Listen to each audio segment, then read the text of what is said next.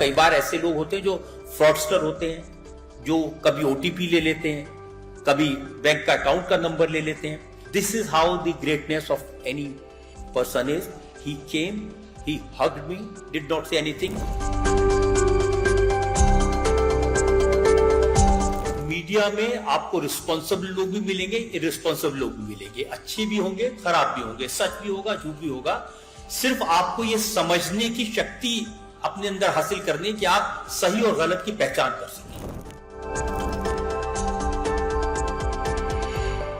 Expertise, sir is sure to inspire and provoke our young leaders to think critically and engage with the world around them. Please join me in extending a warm welcome to Rajat sir as he shares his insights and perspectives. Let's hear from the maestro himself. Please welcome the legend himself, Rajat Sharma sir.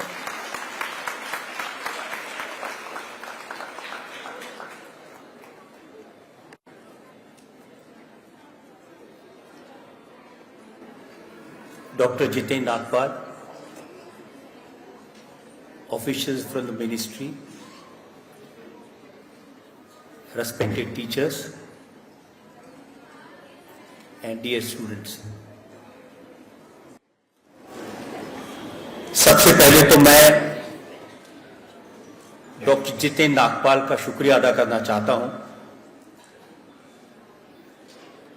आप लोगों से मेरा रिश्ता आज 21 साल का हो गया. ये रिश्ता जवान हो गया.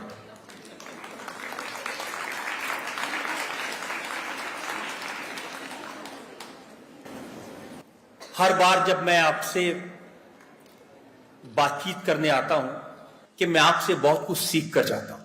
So thank you very much. आज के जमाने में यंग स्टूडेंट्स के पास इंफॉर्मेशन की भरमार है. शायद ही कोई ऐसी चीज हो जो आप जानते नहीं, और उसी के हिसाब से चैलेंजेस भी बहुत सारे हैं. तो मैंने डॉक्टर नागपाल से कहा कि हम बजाय इसकी कि मैं कोई स्पीच दूं, कोशिश करें हम इस सेशन को इंटरेक्टिव बनाएं. आपके मन में जो सवाल हो आप खुलकर पूछें, क्योंकि दुनिया में क्या हो रहा है, मेंटल हेल्थ के क्षेत्र में क्या चैलेंजेस हैं, टीनएजर्स के पास क्या चैलेंजेस हैं, ये आप सब जानते हैं. हमारी कोशिश ये होनी चाहिए कि हमारे आसपास जो लोग हों उनसे सीखें, क्योंकि इंफॉर्मेशन कितनी भी अवेलेबल हो सोशल मीडिया पर, इंटरनेट पर, वो कभी काफी नहीं होती, और उसमें सही और गलत का फैसला करना होता है. क्या सच है, क्या झूठ है. और आजकल तो आर्टिफिशियल इंटेलिजेंस की वजह से डीप फेक का जमाना है. मैं खुद ये हर थोड़े दिन में फेस करता हूं. कभी एक वीडियो मेरे नाम से आता है जिसमें मैं डायबिटीज की दवाई बेच रहा हूं. एक बहुत पुराना मेरा इंटरव्यू था अमिताभ बच्चन साहब के साथ, उसको डीप फेक से उन्होंने ऐसा रूप दे दिया जिसमें मैं उनसे, यह तब किया था जब उनकी एक फिल्म रिलीज हुई थी भूतनाथ, और हमने फिल्म पर बात की थी. लेकिन जो डीप फेक से वीडियो आया उसमें मैं उनसे पूछ रहा हूं, अमित जी आपके घुटनों का दर्द कैसा है? और वो कह रहे हैं कि रजत जी आपने जो मुझे पीड़न तक दवाई दी थी उससे मेरा घुटनों का दर्द काफी ठीक हो गया. और जब तक हम इसको रुकवाते हैं तब तक 1-2 मिलियन लोग इसको देख चुके होते हैं, क्योंकि फॉलोइंग है. और वो लोग भी ऐसे लोगों को ढूंढते हैं जिनकी फॉलोइंग होती है, जिन पर लोग भरोसा करते हैं. और इसका नुकसान ये होता है कि लोग हम पर भरोसा करके कई बार धोखे में आ जाते हैं, कई बार इन्वेस्टमेंट के लिए हमारे नाम से वीडियोस चलते हैं. तो अब तो हमने कोशिश ये की है कि कोर्ट से एक डायनेमिक ऑर्डर लिया है, जब भी ऐसा कोई वीडियो आता है तो उसको हम कोशिश करते हैं कि उसी वक्त डिलीट करवा दिया जाए. लेकिन जो पुराने जमाने के लोग हैं उनको समझाना बड़ा मुश्किल होता है. उस्ताद अफजल अली खान साहब का नाम आपने सुना होगा, वो सरोद के बहुत बड़े शास्त्रीय सरोद वादक हैं, बहुत रेस्पेक्ट है उनकी, मेरे मित्र हैं. तो अभी कुछ दिन पहले एक लंच में मुझे मिले और कहा भाई साहब आपसे अलग ले जाके बात करनी है। तो मैंने कहा जी बताइए। तो उन्होंने कहा देखिए आपको भगवान ने इतना दिया है, आपको इतना नाम दिया है, लोग आपको इतना प्यार करते हैं, आपके पास सब कुछ है। मैंने कहा जी वो सब ठीक है, लेकिन क्यों कह रहे हैं आप ये, आपको ना वो डायबिटीज की दवाई नहीं बेचनी चाहिए। तो मैंने उनको एक्सप्लेन किया, मैंने कहा देखिए कि आर्टिफिशियल इंटेलिजेंस है, ये डीप फेक है, इसमें अब मेरा वीडियो आपको दिखाई देगा लेकिन मेरी वॉइस को कलेक्ट करके वो आर्टिफिशियल वॉइस क्रिएट कर देते हैं, वो बिल्कुल मेरे जैसी वॉइस लगती है। मैंने 10-12 मिनट तक उनको एक्सप्लेन किया, लेकिन उसके बाद उन्होंने कहा वो सब बिल्कुल आपकी बात सही है, लेकिन आपको ये दवाई नहीं बेचनी चाहिए। तो ये चैलेंजेस आज के जमाने में, और जैसे जैसे टेक्नोलॉजी एडवांस होती जा रही है ये चैलेंजेस और बढ़ते जा रहे हैं। और आपके सामने चैलेंजेस ज्यादा है क्योंकि आपको अपने पेरेंट्स से, दादाजी से, दादी से, नाना से, नानी से हर रोज इन चीजों को लेकर जूझना पड़ता है, समझाना पड़ता है। मेरे फादर इन लॉ हैं, 80 साल से ज्यादा उनकी उम्र है। हम उनको समझाते हैं कि आप हर फोन मत उठाइए, हर फोन का जवाब दे दीजिए, लेकिन वो जब भी फोन आता है वो उठाते हैं और पूरी बात करते हैं उससे। जो भी आदमी कॉल कर रहा होता है, और कई बार ऐसे लोग होते हैं जो फ्रॉडस्टर होते हैं, जो कभी ओटीपी ले लेते हैं, कभी बैंक का अकाउंट का नंबर ले लेते हैं, और आपने देखा होगा कितने लोग इसका शिकार हुए। ये इसलिए क्योंकि जैसे जैसे टेक्नोलॉजी बढ़ती जाएगी ऐसे ऐसे ये सारे चैलेंजेस हमारे सामने आते जाएंगे। और आपको क्या करना है, आपको, क्योंकि आप इन चीजों को समझते हैं, आप जो यंगर जनरेशन है वो ज्यादा डील करती है, वो बल्कि कुछ ज्यादा ही करते हैं। मैं देखता हूं कि यंगस्टर्स किसी रेस्टोरेंट में जाते हैं तो पहले उस रेस्टोरेंट की बाहर से फोटो लेते हैं, फिर जब रेस्टोरेंट के अंदर जाते हैं तो टेबल की फोटो लेते हैं, फिर जब खाना सर्व कर दिया जाता है तो उसकी तस्वीर खींचते हैं, फिर अपने फ्रेंड्स को भेजते हैं। जब तक उनके फ्रेंड्स का जवाब आता है तब वो खाना खाते हैं, तब तक खाना ठंडा हो चुका होता है। इस ज्यादा इन्वॉल्वमेंट का, इंटेलिजेंस का फायदा यह है कि आप लोग इन चीजों से अवेयर हैं। आप रील से अवेयर हैं, डीप फेक से अवेयर हैं, एआई से अवेयर हैं।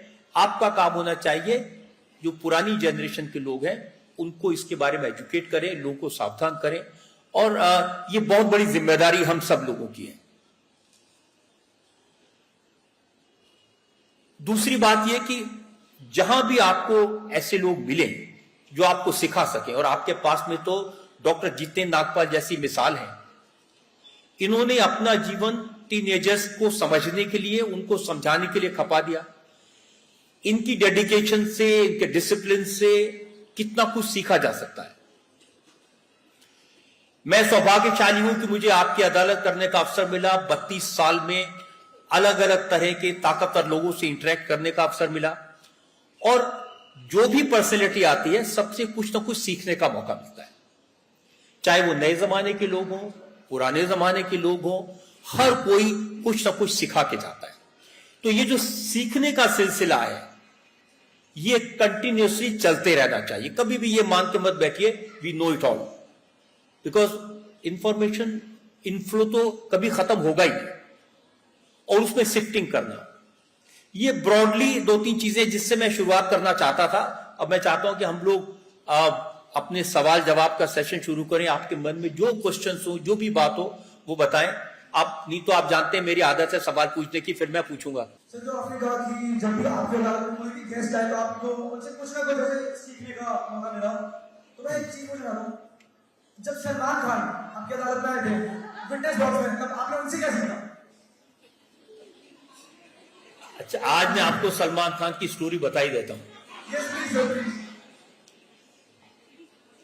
20 साल पहले जब हमने इंडिया टीवी शुरू किया था तो हमने उस पर एक स्टिंग ऑपरेशन चलाया था, जिसमें कास्टिंग काउच का स्टिंग ऑपरेशन था। तो सलमान खान ने मेरे खिलाफ प्रेस कॉन्फ्रेंस की, ये कौन होते हैं इंडस्ट्री को बताने वाले, तो थोड़ा झगड़ा हो गया था। उसके बाद में हमने गोविंदा का टेप इंडिया टीवी पर चलाया, जिसमें वो दाऊद इब्राहिम के पार्टी में डांस कर रहे हैं। उसको लेकर भी वो नाराज हुए, तो हमारी बहुत लड़ाई थी, बहुत खटपट थी। फिर उनकी जब दबंग 1 रिलीज होने आई, तब तक तो हमारी लड़ाई बहुत बढ़ चुकी थी। वो भी हमारे बारे में कुछ कुछ कहते रहते थे और मैं भी उनके बारे में कुछ कुछ कहता रहता था। तो शत्रुघ्न सिन्हा मेरे पास आए, उन्होंने कहा कि सोनाक्षी इस फिल्म में पहली बार अपीयर हो रही है, अगर आपकी अदालत में सलमान खान को बुलाओगे तो फिल्म का फायदा होगा, और मुझे सोनाक्षी के लिए ये रिक्वेस्ट तुमसे करनी है। शत्रु जी मेरे बहुत दोस्त हैं, सलमान के भी बहुत करीबी दोस्त हैं। तो मैंने कहा कि शत्रु जी मैं तो तैयार हूं, लेकिन वो आएगा नहीं, और अगर वो आएगा तो फिर मैं आपको ये प्रॉमिस कर सकता हूं मेरा बायस कहीं नजर नहीं आएगा, मैं ईमानदारी से उनके साथ शो करूंगा। तो सलमान आए, शायद 12-13 साल हो गए दबंग को रिलीज हुई, तब की बात है। तो वो जैसे अब मेरे ऑफिस में आए तो वहां शत्रु जी थे, सोनाक्षी थी, मेरी वाइफ ऋतु जो डायरेक्ट करती है आपकी अदालत को, वो थी। तो जब सलमान एंटर किए तो ऐसे आए और ऐसे खड़े हुए। तो मैंने कहा बैठिए। बैठना क्या है सर? तो मैंने कहा कि कुछ बात करनी है। बात क्या करनी है सर? और जैसे उनकी आदत है वो इधर देख रहे हैं, उधर देख रहे हैं, इधर सामने देखेंगे भी नहीं। तो मैंने कहा कोई ऐसी चीज है जो आप डिस्कस करना चाहते हैं? डिस्कस क्या करना है सर? तो मैंने ऋतु जी से कहा कि शी डायरेक्ट द शो। मैंने उनको कहा कि देखिए मैं तो नहीं इसके साथ शो करना चाहता है, इसे इतनी हॉस्टिलिटी में आपकी अदालत कैसे होगा? आपकी अदालत इज ए प्लेजेंट शो। मैं प्यार से सवाल पूछता हूं, हंस के पूछता हूं, मजाक में जवाब देते हैं, थोड़ा बहुत नोक-झोंक होती है, लेकिन ऐसे कैसे होगा? तो शी सेड कि देखो इतना बड़ा स्टार है, सुपरस्टार तुम्हारे ऑफिस में आया है, शो के रिकॉर्डिंग के लिए आया है, अब ना कहना तो अच्छा नहीं होगा।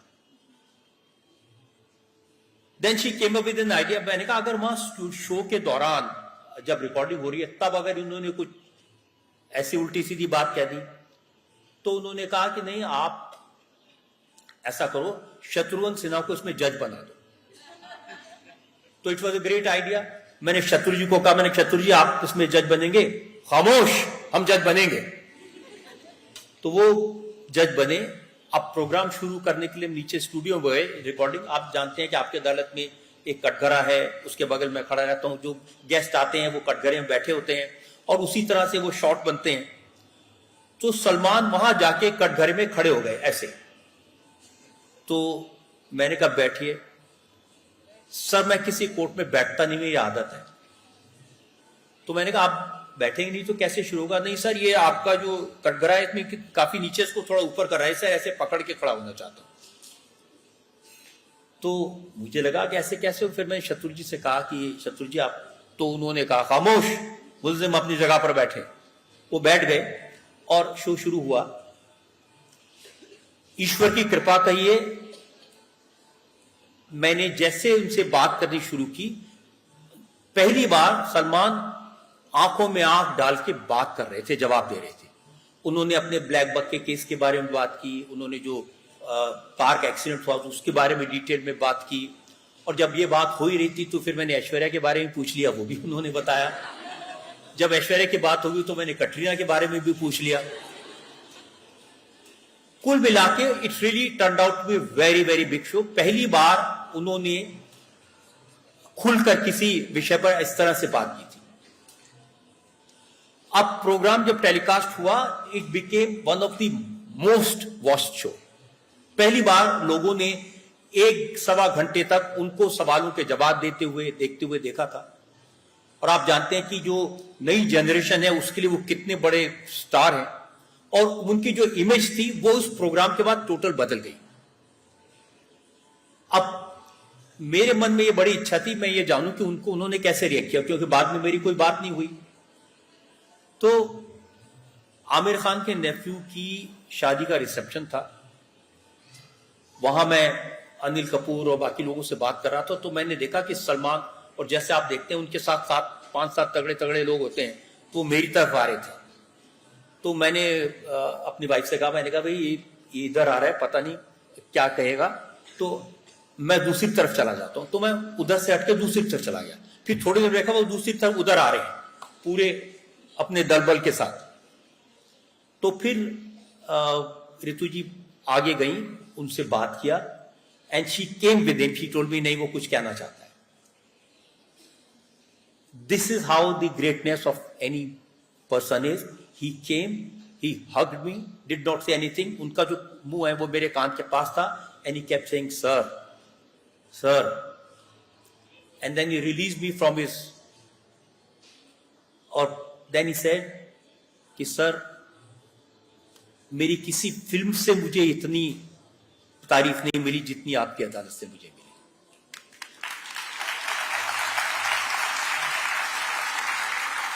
ये उनकी ग्रेटनेस है, ये उनकी लार्ज हार्टेडनेस है।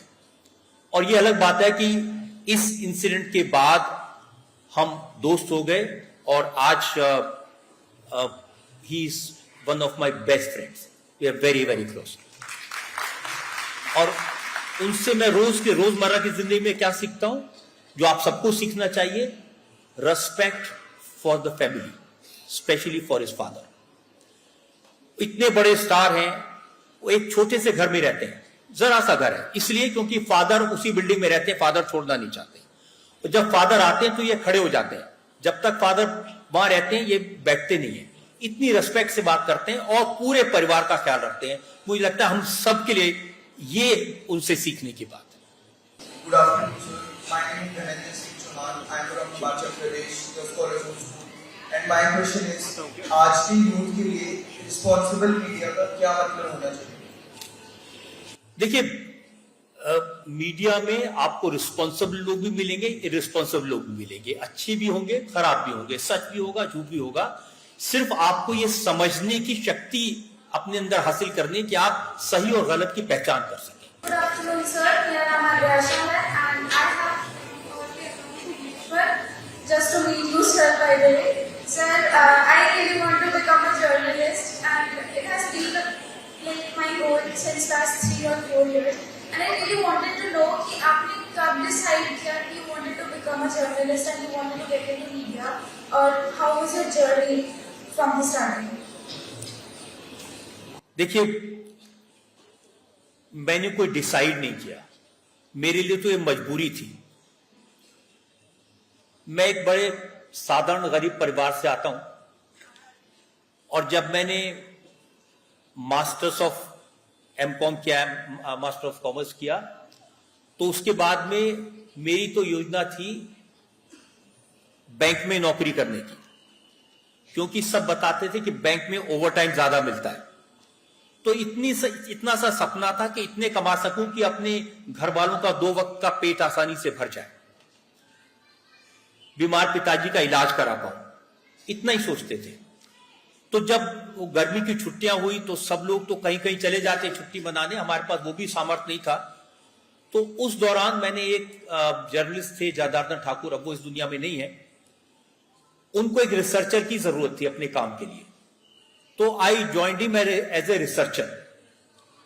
और जब मैं रिसर्च करने लगा उनके लिए, तो वो मुझे अलग अलग जगह स्टोरीज के लिए, इंफॉर्मेशन के लिए भेजते थे।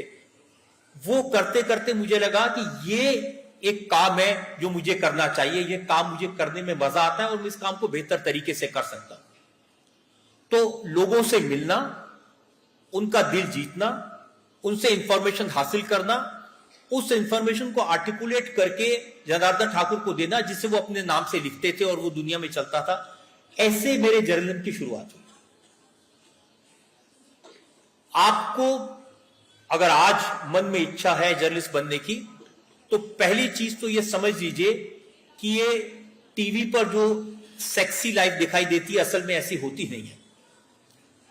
जो भी हम करते हैं उसके पीछे बहुत मेहनत, बहुत परिश्रम, बहुत हार्ड वर्क की जरूरत होती है, और एक कॉन्सेंट्रेटेड एफर्ट है। ये नहीं कि आज आपने कर दिया, अच्छा आपका नाम हो गया, उसके बाद फिर आप हीरो हो गए, ऐसा नहीं होता है। हर वक्त, हर बार यही करना पड़ता है। मुझे 32 साल हो गए आपकी अदालत करते करते, आज भी हर शो से पहले ऐसा लगता है जैसे मैं अपना पहला शो कर रहा हूं। आज भी उतना ही रिसर्च करना पड़ता है, उतनी ही तैयारी करनी पड़ती है, उतना ही गेस्ट के बारे में जानकारी हासिल करनी पड़ती है, और आज भी रिकॉर्डिंग से 5 मिनट पहले मेरे पैर कांप रहे होते हैं, मेरे माथे पे पसीना होता है, मुझे डर लगता है कहीं आज मैं ठीक से ना कर पाऊं। जब तक ये आपके मन में रहेगा तब तक आप जिसको आप जर्नलिज्म कह सकते हैं, इंफॉर्मेशन का काम कह सकते हैं, पत्रकारिता कह सकते हैं, वो आप कर पाएंगे। उसके बगैर ये संभव नहीं होगा। तो अगर आप बनना चाहते हैं जर्नलिस्ट, तो ये बिल्कुल ध्यान में रखिए कि बहुत मेहनत का काम है। इसके लिए बहुत सारे सुख आपको छोड़ने पड़ते हैं। कभी सिनेमा देखने का शौक है वो छोड़ना पड़ता है, किसी को क्रिकेट देखने का शौक है वो छोड़ना पड़ता है, क्योंकि ये 24 आवर जॉब है, very very time consuming job. और हमारे जो साथी एंकर्स हैं इंडिया टीवी के, मैं उनसे हमेशा ये कहता हूं कि हमारा काम एज एन एंकर मेकअप लगाने के बाद शुरू हो और मेकअप उतारने के बाद खत्म हो जाए, ऐसा नहीं है। We are being watched by the society everywhere. हमारा मैनरिज्म, हमारे बोलने का तरीका, हमारा डिक्शन, हमारा सच, हमारा झूठ, ये हर वक्त हमारे को चैलेंज देता रहता है। Good evening, sir. My name is Anika Sharma, and I am from Army Public School, Dholakwa. Sir, I would like to say that I am a huge fan of yours. My father is a huge fan of yours, and he every day watches आपकी अदालत. Sir, मेरा सवाल आपसे ये है कि आपने आपकी अदालत शो में बहुत सारे लोगों का अभी तक सेलिब्रिटीज से पॉलिटिशियन सबका इंटरव्यू आपने कंडक्ट किया है। सर, आपको सबसे ज़्यादा चैलेंजिंग किसका लगा, किसका इंटरव्यू लगा? Thank you sir. सबसे ज्यादा चैलेंजिंग तो वो होता है जो जवाब नहीं दे पाता, तो ऐसे लोगों का तो बड़ा मुश्किल होता है। लेकिन पब्लिक के हिसाब से अगर देखें तो जिसको लेकर के लोगों के मन में सबसे ज्यादा क्यूरियोसिटी होती है, जिसके बारे में लोग जानना चाहते हैं, और फिर मेरे सामने चैलेंज होता है कि मैं उनसे वो सवाल पूछ सकूं जो पब्लिक के मन में है। 2014 में जब नरेंद्र मोदी प्रधानमंत्री पद के उम्मीदवार बने, उनको आपकी अदालत में बुलाना बहुत बड़ा चैलेंज था, और उनसे सवाल पूछना और लोगों के मन में जो सवाल थे उनको सेटिस्फाई करना, ये मुझे लगता है कि एक बहुत बड़ा चैलेंज था। बाकी तो मैंने आपको बता ही दिया, मेरे लिए तो हर प्रोग्राम ही चैलेंज होता है, हर बार डर लगता है। Hello sir, my name is Shweta, I am from TMC केंद्रीय विद्यालय बसंतपुर। सर, मेरा क्वेश्चन है, जैसा आपने बताया डीफेक्ट्स के बारे में, तो जब हम अपने पेरेंट्स को बताते हैं डीफेक्ट के बारे में, तो वो हमें सिर्फ ये बोलते हैं कि शर्ट आप घर तुम छोटे बच्चे हो, तुम्हें नहीं पता, तो कैसे खत्म करना चाहिए सर? कोशिश करना नहीं छोड़ना चाहिए, बताते रहना चाहिए, एक दिन समझ जाएंगे। देखिए, आमतौर पर जो पेरेंट्स हैं, जब वो किसी भी बच्चे के पेरेंट्स मिलने आते हैं, वो अपनी प्रॉब्लम्स भी बताते हैं कि बच्चा ये हो गया, और अलग अलग तरह की प्रॉब्लम्स होती हैं, आप सब इनको जानते हैं। मैं पेरेंट्स से एक ही बात कहता हूं, अपने बच्चे की बात सुनो, क्योंकि जो बच्चा आपको बात बता रहा है, आपका बेटा आपकी बेटी जो बात बता रही है, नॉर्मली हम क्या करते हैं, यार हमें पता है, क्योंकि जो बात बता रहे होते हैं वो हमें पता होती है, उसका कुछ ना कुछ हिस्सा हमने अपने जीवन में देखा होता है, और हम बात सुनते नहीं है। और जब बात सुनते नहीं है तो फिर बच्चा घर के बाहर कोई रास्ता ढूंढता है जहां पर अपनी बात एक्सप्रेस कर सके, और वो पेरेंट्स को बिल्कुल अच्छा नहीं लगता है कि घर की बात इसने बाहर बताई, किसको दोस्त बना लिया। तो जब भी कुछ पेरेंट्स ने ये एक्सपेरिमेंट किया है, बच्चों की बात सुनी है, उसके बाद वो मेरे पास आए हैं और उन्होंने कहा इट वर्क लाइक मैजिक। जिस बात को हम जानते थे वो भी अगर बच्चा हमें बता रहा है, हम अवेयर हैं, we are familiar with this, लेकिन सुनने की बात है। अगर आप सुनेंगे तो फिर आपका अपने बच्चे के साथ एक कम्युनिकेशन शुरू होगा। तो आपको भी और ये बच्चों को भी क्या करना चाहिए, कम्युनिकेट करने की कोशिश करते रहने चाहिए, पेरेंट्स पर विश्वास रखना चाहिए, ये सोचना चाहिए कि उन्होंने जब हमें बड़ा किया तो किस किस तकलीफ से वो गुजरे होंगे। आज तो शायद नहीं पता चलेगा, जब आप लोग पेरेंट्स बनेंगे और छोटे बच्चे होंगे घर में, तब आपको पता चलेगा कि वो मेरे पेरेंट्स ने तो मेरे लिए क्या क्या किया था। मां खुद गीले में सो जाती है, छोटे बच्चों को सूखे में सुलाती है, खुद नहीं खाना खाएगी लेकिन बच्चों को खिलाएगी, स्कूल छोड़ने जाना, स्कूल में एडमिशन कराना, बीमारी में डॉक्टर के पास ले जाना, ये सब इतने बड़े चैलेंजेस होते हैं जिनका अंदाजा आज आप लोग शायद नहीं लगा पाए, लेकिन इनको समझना चाहिए और इसीलिए पेरेंट्स की रिस्पेक्ट करनी चाहिए। और दूसरा मैं हमेशा कहता हूं कि टीचर्स की रिस्पेक्ट जरूर करनी चाहिए। टीचर्स वो कम्युनिटी है जिसको हमारी सफलता से खुशी होती है। ज्यादातर लोग आपकी सफलता से खुश नहीं होंगे, आप बड़े होंगे, आप कुछ होंगे तो वो जेलसी होती है।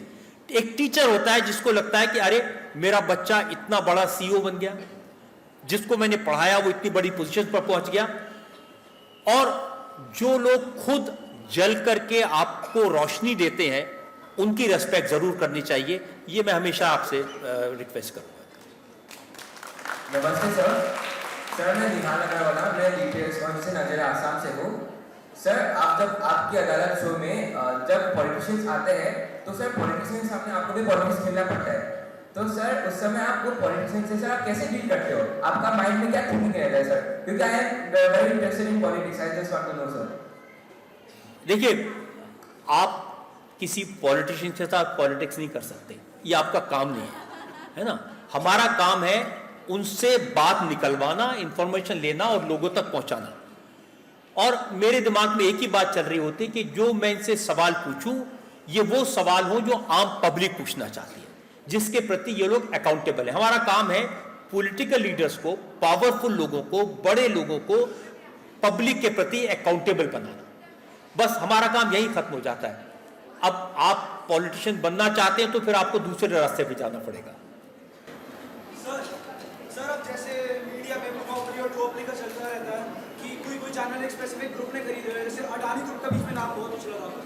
सर कल ये हमारी युवा सांसद थी और हमें ना एक लांछन लगा था कि मोनोपोली और दुओपोली से आधा मीडिया बिका हुआ है एक तरीके से, और अब अडानी ग्रुप सबको पता ही है किसके साथ में काम करता है। सर आप उस पर क्या कहना चाहोगे कि मीडिया एक तरीके से? देखिए, ये परसेप्शंस हैं। कोई भी इंडस्ट्रिस्ट हो, क्योंकि it's a very expensive affair, कोई भी आदमी हो जो चलाए, लेकिन वो खुद तो न्यूज़ नहीं कर सकते ना। वो काम करने तो प्रोफेशनल्स ही चाहिएंगे। प्रोफेशनल अपना काम ईमानदारी से करे तो फिर कोई चिंता नहीं है। somebody has to finance it, somebody has to pay for it. नमस्ते सर। सर मेरा आपसे सवाल था सर, आपने लाइफ में तो कितने लोगों से कम्युनिकेट किया होगा? कहाँ पर हैं आप? सर हाँ, राइट। नमस्ते सर। हाँ। सर मेरा सवाल है सर, आपने अपनी लाइफ में कितने लोगों से कम्युनिकेट किया होगा? तो सर आज की लाइफ में कम्युनिकेशन कितना इम्पोर्टेंट है और इसे हम कैसे सुधार सकते हैं अपने जीवन में? Thank you. देखिए, आज की लाइफ में कम्युनिकेशन बहुत इंपॉर्टेंट है। Communication is the key for everything.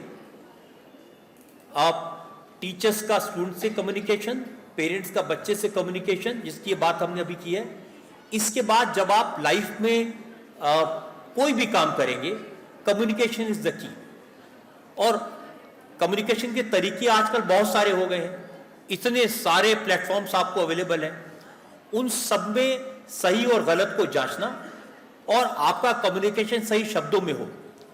अब चैट जीपीटी आपको सही कम्युनिकेशन नहीं सिखा सकता, इंटरनेट आपको सही कम्युनिकेशन नहीं सिखा सकता, क्योंकि उसके पास इमोशन नहीं है। उसने गरीबी नहीं देखी, उसने दुख नहीं देखा, उसने दर्द नहीं देखा। तो जो टेक्नोलॉजी है उसके कम्युनिकेशन के अलावा जो दिल से कम्युनिकेशन होता है, जो आत्मा से आवाज निकलती है, वो असली कम्युनिकेशन होता है। Good afternoon, sir. So my name is Ishita and I'm a student of the Indian school. So my question to you is that, sir, आपका रोल मॉडल कौन है? आपको कौन इंस्पायर करते हैं? मेरा रोल मॉडल इस देश के यूथ हैं, आप लोग हैं।